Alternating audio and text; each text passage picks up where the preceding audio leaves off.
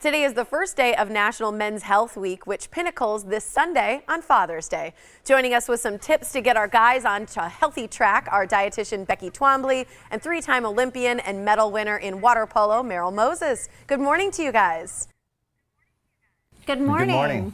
Thanks so much for joining us. So today kicks it off. Tell us exactly what Men's Health Week and Health Month is all about. Well, Men's Health Week and Health Month is just a time to really reflect and to, reset some goals.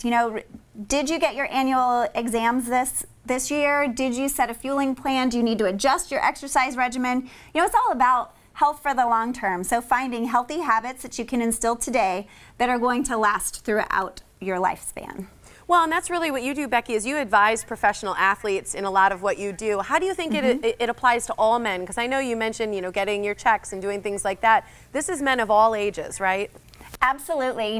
From my son who's 12 all the way up to my father, it's important to have those healthy habits early. If they're eating often, if they're eating the right foods, looking for high quality things, it's just going to make their life just a higher quality from the standpoint of things that they can do. My dad is still super active, going hiking all the time and climbing, so it's really great for me as his daughter to be able to see the benefit that he has gotten out of his whole life. Absolutely. And for you, Merrill, you're an Olympic medalist in water polo. And one thing that you've said is, quote, I love this, age ferociously, not just gracefully. What does that mean for you? Well, I was on the cusp of turning 40 going into the Rio 2016 Olympics, and I actually had no choice but to age ferociously and not gracefully because I was playing the most physically demanding sport in the world, the biggest endurance sport, and we were training 6 to 8 hours a day. Now, I'm not telling you guys to train 6 to 8 hours a day for the viewers out there, but it's all about the attitude, and you have to have the right attitude and set goals, and you have to exercise 30 minutes a day to live a healthy lifestyle and prevent health issues.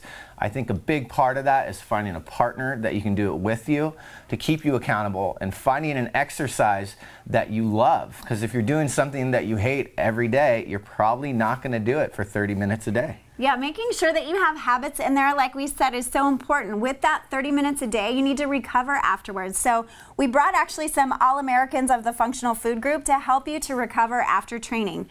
So pistachios are probably one of my favorite foods to snack on after training.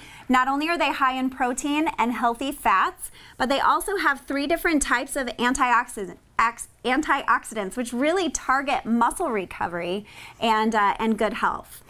Pistachios was a huge part of my Olympic diet. Actually, is the USA water polo official snack as well. Kept me strong. Yes, strong, and between the pistachios and the tart cherry juice, that's why Merrill's muscles are so big.